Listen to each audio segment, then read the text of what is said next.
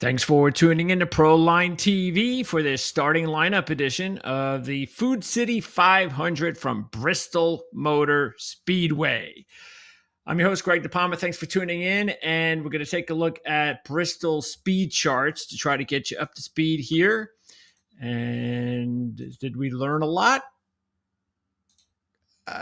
Yeah, we usually do, don't we? But I think what we did learn is that a lot what we thought was going to happen, or we still believe is going to happen tomorrow on Sunday, kind of was reinforced by what we saw today. Meaning that a lot of the top drivers sure look good, couple of them, but for the most part, no major surprises. At least none that I could tell just by glossing over everything and taking that little look. But anything's possible. I still think most of what we're going to see here is expected. So let's get right to the charts. So here we go, and there you go. Oh wait, I'm sorry. I started with final practice, but it's not like Ricky Stenhouse is that far off. Okay, let's put in the correct one. Okay. It's my boy, Alex Bowman is back. He is the fastest for qualifying at Bristol. And once again, he was my long shot pick this week. CG and I have been kind of bouncing him back and forth with picking him as long shots. And look, I've been saying it for weeks. If they're going to keep giving me Alex Bowman every week at 30 to 35 to 1, I am going to keep taking him as long as he's not like, he's never had a top 10 in 15 appearances, never led a lap, something like that. Or he's, and he's gone on like a 4-race streak of bad races. But as long as he's still within reach of a few races ago, because this is like the worst drought he's been, a 2-race stretch since the playoffs last year, I'm going to keep grabbing him at 35 to 1. And here he is, making me feel good about that once again. But I told you I wasn't going to go far before finding Ricky Stenhouse again. So there you go. He's really the big story. There is a big long shot story. He's definitely it. There are a few long shots in the top 10. And let's go through the rest of the top 10 here, as you can see. And there are 3 of them at the bottom. AJ, Hocevar, Haley. We've been down this road before with Hocevar. Hocevar and McDowell, those are the types of drivers that we just happen to see quite a bit. Matter of fact, Bubba was making a habit of it, but Bubba was also finishing races. He's not doing that today, or at least he's not looking like he may do that tomorrow based on today. But there are your 3 long shots, and I'm not going to ask you or advise that you pick any of them. They just look pretty good so far for today in qualifying. Other than that, you got Larson, Hamlin, Blaney, Bell. So you have the top 4 drivers as far as odds coming in are right there in the top 7 in qualifying. And is qualifying important at Bristol? You're damn right it is. You take a look at the trends at Bristol. 7 of the last 8 winners started in the top 5. That includes 2 pole sitters. The only outlier was Chris Buescher, who started 20th a few years ago. And Chris Buescher is also the only outlier who has not, he's actually the only driver in the last 5 races to win at Bristol with a name not Larson or Hamlin. So Larson and Hamlin have won each 2 in the last 5. Buescher's the other. So just a little outlier there for both trends. By the way, the line we're going to draw today is going to be 20th. So let's take a look at the rest of the top 20 there. And so that's the line we're going to draw. We're going to draw it there because there have only been 1 winner to start outside the top 20 since, 2005. That's 37 races. That was Kevin Harvick. Of course, he's retired now. 2016, and he started 24th. The last 24 winners, by the way, 18 of them, that's 75%, have started in the top 10. So we definitely want the top 10. If you want to go outside the top 10, do not go past the top 20. All right. So that's definitely something that we believe is pretty important here trend-wise. I think it's a rock solid trend. Trends have been weird this year. We understand that, but we're going to keep going with them as long as they keep coming through for us for the most part. Of course, Denny Hamlin looking to win 3 straight, just like Christopher Bell did, but he's driving a Joe Gibbs car. They have just not only dominated this season, but keep in mind, the only other short track in the series we've seen so far is Martinsville. Okay. Joe Gibbs Racing had the top 2 cars. I think they had the top. Yeah, Joe Gibbs Racing had the top 2. Toyota had the top 3. Joe Gibbs had the top 2. Then, if you want to take a look at the September race, okay, even though, the last year's race. Oh, wait, that was September's race. I think that was Martinsville. Excuse me, because I don't want to get because we're going to get into Bristol in a minute. But just for Martinsville. So if you look at the last 2 races for Martinsville, told you what happened just recently. But in September, all 4 Joe Gibbs Racing drivers dominated that race. Now, of course, last September for Bristol, we know it was all Kyle Larson. He led almost every lap, being a Chevy driver. So, there's that. We'll get to Chevy in just a second. But anyway, so that's important. You got Joe Gibbs dominating at Martinsville the last 2 times, another short track.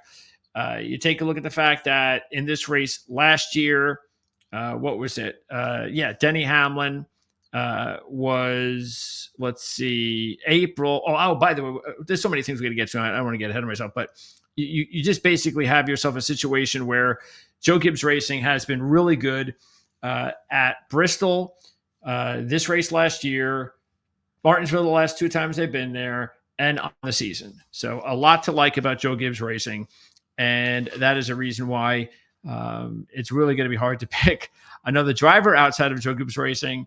Kevin Rogers, who just posted his preview earlier today on the channel, he's going with Christopher Bell as his top pick. CJ went with Christopher Bell as his top pick. And CJ also went with Gibbs as his number 2 pick. And if he didn't take him, I probably would have taken him. So, even though I just mentioned Bowman and Blaney's my top pick, the fact is these Joe Gibbs Racing cars are really the ones to beat, which is why Briscoe is my second pick. He was my second pick the other day. So, yeah, we're all over Joe Gibbs Racing. All right, now, last year, just want to mention this. Last year in this race, we talked about this the other day. If you don't recall, a whole bunch of resin they put on the track. It was the first race that they had at this time of year. And I don't know if again, you go from the dirt back to the concrete, the different type of year. They put the resin on there for whatever reason. I thought it was a great reason. I think we all loved it. We all loved all the changes, the tire wear. It made things dramatic. You had so many lead changes. It was really, really fun again at Bristol. Now, it wasn't the beating and banging we're used to, but it was fun. All right. You had a lot of confusion of who was going to win. So that's what we liked. They took the resin away in September. Kyle Larson dominates. Okay. We had no idea what they were going to do. No idea. They're going back to the resin, it looks like. That's great. That's what we want to see, right? So we saw it today. I'm assuming we're going to see it tomorrow. So I think that's a really good thing. That should make the racing fun again, because I think they probably panicked when they took the resin away in September and said, no, we can't do that. So let's go back to the resin again. And I don't know if it's a night thing, it's a time of year thing, but if it's a lot of fun again, I think it will be. I think you're going to get a lot of tire issues again tomorrow. I think if that happens, you would think that even though there's a different time of year, that they would stick with the resin for the night race. But I don't know, a long way to go before we get into that. So that was pretty much what you're looking at here for the last couple of races last year. And it looks like we're going back to the resin again for tomorrow. And I have no problem with that at all. Keep in mind the weather was a little cool today. I only live about an hour and a half away from Bristol, and the weather was a little cool today. Matter of fact, it's going to get down to 30 tonight again, but it'll be about 10 to 15 degrees warmer tomorrow. Okay. So, they will be driving warmer tomorrow than they practiced today and qualified today. So that could have a little bit of an impact. But now, what about the practice speeds? So let me just run out the rest of these numbers here in qualifying now, because the ones that definitely stick out: William Byron, we were never picking him anyway. Reddick, we weren't picking him anyway. Neither were we doing Chastain.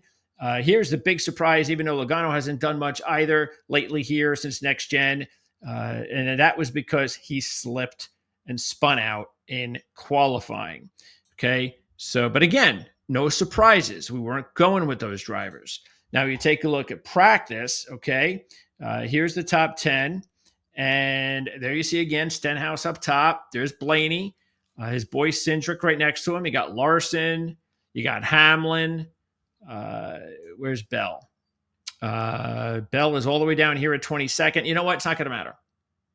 Okay. So this is a track, a lot of tracks. Sometimes you'd rather have the better practice speed than the qualifying speed, not the fact at Bristol. Bristol, you want the qualifying to be better. You don't care as much about the practice. And all you have to do is take a look at the next gen stats over the last, there's only been 4 concrete races since next gen. And only once did the practice speed go inside the top 10, just once. And that was Kyle Larson's win. Just one we just talked about. Denny Hamlin, in his win in the crazy race last year, okay, his practice run was 30th. Okay. And who knows what happened to him with the resin, and who knows. The other 2 starting positions were 12th and 11th. I mean, practice runs. So you can have a much different run in practice than in qualifying, and it wind up working out for you. Here's the rest of the practice speeds. Look at William Byron again. So, yeah, I mean, if we just take a look here, let's get rid of some of these drivers first. Yeah, Byron, forget it. We told you he's not good here. Priest is a surprise. I will say that.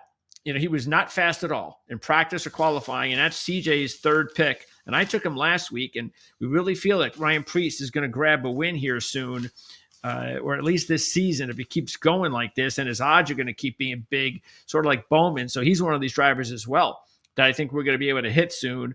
Does he have a dramatic history here that says, hey, no, but it's not bad. It's 14.3 average over 8 races, a couple top 10s, and his best finish was last year when he finished 7th. Matter of fact, he was 14th in the other race. He was 7th at Martinsville just a few weeks ago. And more importantly, maybe he's got a win in the Xfinity Series at Bristol. All right. So there was a lot of reason to go with Ryan Priest, and yet he doesn't look good at all. Matter of fact, that team does not look good at all. Keselowski looks like maybe he's in the best shape because he had a pretty decent run there, as you could see, 6th in practice, but he wasn't very fast at qualifying. And Buescher, yeah, he did not look good at all. Neither run was in the top 20. So he does not look good too, Buescher. And again, Logano, his practice speed was better, but it was going to be better than what he did in qualifying.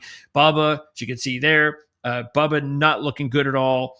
Even though he was a driver, Bubba's probably, I would say, out of all the drivers that are under that 20 line, again, that I mentioned in qualifying.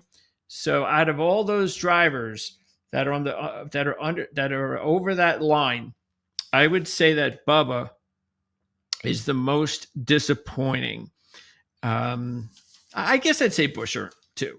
So Buescher and Bubba were the most disappointing. Of course, Buescher's already won a race here. He's been very good here lately with 4 top 10s in his last 6. He's got the win I mentioned, but he didn't have a good result at Martinsville. So yeah. So and again, the Keselowski, Buescher, Priest team just did not have a good day today. But that was probably Bubba and Buescher. Those were the biggest ones that, if you were thinking about taking them, you probably should not. And then the others, I think the only other one that I would say that's outside the line that I would still take is Cindric, because of the fact that his practice speed was 3rd. Okay. So, and he'll have a lot to learn from Blaney. So anyway, and Cindric's been okay here. But the fact with Cindric is not that he's had some great history here, not that he's like hot or anything like that. He's obviously been better than he has been here in the last few years. But the real thing that sticks out is the fact that his odds are just dramatically high. I mean, they were 100-1, which is just ridiculous. So that was the reason that it was like, I mean, come on, you got to put a buck on him. I mean, come on. I mean, there's no way Austin Cindric, the way he's driving this season, with some decent history at this track before, should be 100-1. But other than that, I think that's it. There's not a lot to say about any of those drivers outside the top 20. To tell you the truth, Chase Elliott just continues to disappoint on Saturdays. Was he much better in practice? Yes. He started the day with a fifth place run. That's good. But once again, here at Bristol, you want the inverse. It's just not, look, Chase is having a good season. He just keeps having good results, but he's not fast enough. He's not qualifying fast enough. He's not getting the combination fast enough on Saturday. He's not leading laps. And when he started out the week, by the way, it's nice when he's like 18-1. I'll think of taking him every week in the teens. But not when he was 8-1. No, I didn't see any reason to take Elliott 8-1, and obviously I'm not going to do that now. I can't imagine his odds are going to stay at 8-1. So maybe you get the benefit of the doubt there. Maybe we go back to 18-1 and we could think about it. Other than that, Kyle, 15th, not his best run, 8th in practice, so that's okay. Look, Kyle was 20-1. I thought that I said the other day, and I still believe this, that the main reason that you want to still stick with Kyle if you're getting good odds, and that means, and I can't imagine it will be less than 20-1. So maybe you're getting 22, 25-1 tomorrow. Yeah, I mean, why not? If you're looking for some long shots, he's in there because he's such a great driver at Bristol and on the short tracks. Not that he's shown anything lately, but I just do believe at some point, unless he leaves RCR, at some point, Kyle Busch is going to get it again on the short tracks. It has to. It just has to. He's just too good of a driver, and sooner or later, it is going to work. And when it works, you want to be there if you're getting good odds. Okay. Briscoe. Now he's 14th, as you could see there. Not really happy with that. His practice speed was pretty much the same. I was getting a good number on him. It's another reason I liked him. Also, I liked him because of the fact that Truex almost won both races in his car last year. So that was something that interests me. That was interesting to me. Also, he has a win in the Xfinity Series at this track. So there were, a few things to like. He was 9th at Martinsville, led some laps there. And again, 18-1. I like the odds, and there's no way those odds are going to change. So I still like, and it's Joe Gibbs Racing. So I still like Briscoe with those odds. I already took him, so I would have liked a better qualifying run, but it is what it is. If you're thinking about taking him now, I still would consider it. I would definitely consider him a pretty good long shot play. Other than that, there's nothing else. Berry was really slow in practice. Not that that's a major deal, but there's nothing. Again, to take Josh Berry to win a second race already this season is asking a lot. And then it's really up to these drivers here. That's it. It's going to be about the drivers here. I still believe you're going to get good money on Bowman because I've seen this trick before the last few weeks. When he's qualified well, the odds drop a little bit, but not all that much. So I still think you're going to go well there with Bowman. And don't forget with Bowman at Bristol. Well, last year in the short tracks, 5 top 10s on the year, and including Iowa. Okay, at Bristol, he has 3 top 15s.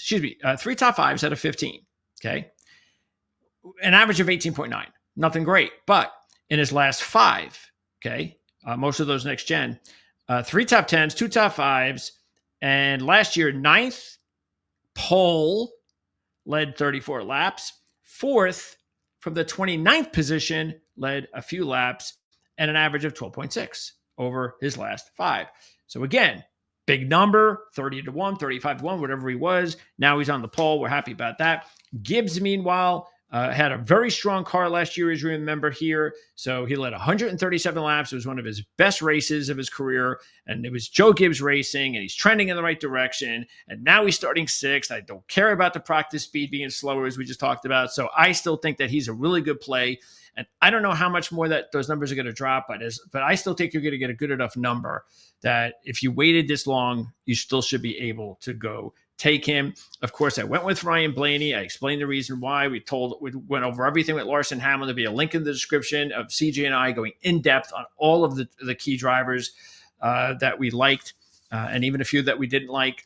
And then you take a look, of course, at Stenhouse. Now, remember this with Ricky Stenhouse. He does have, this has actually been a track over his career, just totality, where he's had success without winning. He's had 4 career top 5s at Bristol. It's been a while since he's had that success, but he has had previous success here. So look, you're not going to get 200 to 1 now because there were only 5 drivers that had practice speeds in the top 10 of both sessions. Obviously, he was one of them. He was also the fastest combination, first and second. Larson was next, third and fourth. You had Blaney, second and fifth. You had Hamlin, fourth and seventh, and Bowman, first and 10th. But of course, the big long shot is Stenhouse. 200 to 1 means that maybe you're still getting 80 to 1. So you still should, even 60 to 1, I still think is worth, a buck or two of your time. So anyway, that is going to wrap it up. I just want to check one more thing before we do. And want to remind everybody that we are not going to be available next week because actually, we are going to do a show. We're going to be doing a show on what are we doing? We're doing an F1 show because we're going to be previewing F1. And then I do believe we're going to wind up doing like a 10 or a 15-minute update on what's going on in NASCAR since it's a bye week, Easter and all that stuff. So that is something that I'm going to be looking into, and I can guarantee you that we'll do it. We'll probably just take a look at some futures. We haven't really done that in a few weeks. So keep an eye on about 10 or 15 minutes of just taking a look so far of who's hot, who's not, teams and all that kind of stuff, futures. But for the most part, we're going to get into F1. And look, if we did talk a little bit of NASCAR. We'll talk a little bit about what happened here on Sunday at Bristol. So there'll be a lot to talk about either way for the combination of NASCAR and F1. Just wanted to let you know that because I know the other day we said that we were going to have the week off, but thinking about it and knowing that we were going to talk F1 anyway and be together, I figured, hey, why not? We'll talk a few minutes NASCAR. So look out for our NASCAR video. Don't forget to subscribe and also hit that notification bell because anytime we do a live show, like let's say in a couple of weeks when they come back and it's Talladega, I really do plan on doing a live show during the last, 20 laps. I'm hoping to get CJ on. If not, I'm doing it solo. And I just want to have fun with it and see how it goes. And it's really just going to be you there. You're watching your own TV and you're watching the race. And if you want to join me while I'm watching the race, we can get on and text each other and communicate and see what's going on. It could be a little fun. I don't know. We haven't done it before. I think it would be a nice little opportunity to have some fun with that. So, but anyway, I bring this up because the notification bell will let you know whenever we have a show that's not on the regular schedule. Okay. We of course do every Wednesday or Tuesday sometimes to preview the Cup race for the weekend. Kevin does his report on Friday usually. He did it Saturday this week. And then I come on for this show to talk about qualifying speeds, practice speeds, and so forth, and updated odds potentially, and updated picks and all that kind of stuff. But anytime we have another show, an F1 show, or any show that is not on the schedule, the notification bell lets you know, hey, wait a second, what's this coming from? Oh, they must have a show. Great. I'm going to go ahead and check it out, especially since it could be live. And if you want to engage with us live, that's the best way to do that. And really the only way to do that whenever we are live. All right. So best of luck on Sunday, tomorrow, everybody. It's going to be a good weather day, so no problems there. Let me know if you have anything on your mind, questions, comments, anything like that. Of course, subscribing if you haven't subscribed yet, sharing the video, liking the video, all that stuff is really awesome. And we really appreciate it. And yeah, we'll see you again in a few days. We'll wrap up Bristol. We'll talk F1 and have a great rest of the weekend.